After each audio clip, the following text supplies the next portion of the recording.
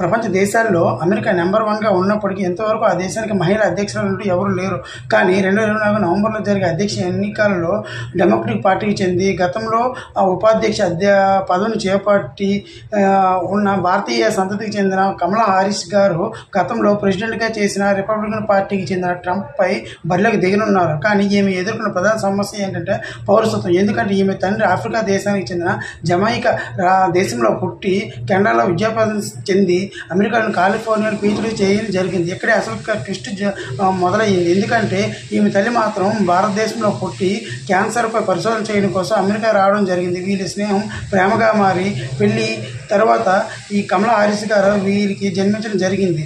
ఇదంతా పక్కన పెడితే జయాపజయాలు ఎన్నికల్లో సహజం కాబట్టి ఈమె గెలిస్తే ప్రపంచం లేకపోతే సాహసం. అయితే బ్రిటన్ దేశానికి మాత్రం భారత సంతతికి చెందిన రిషి సునాక్ అనే వ్యక్తి అధ్యక్షుడిగా ఉండడం మనం ఎంతో గర్వించాల్సిన విషయం. ఈ గురించి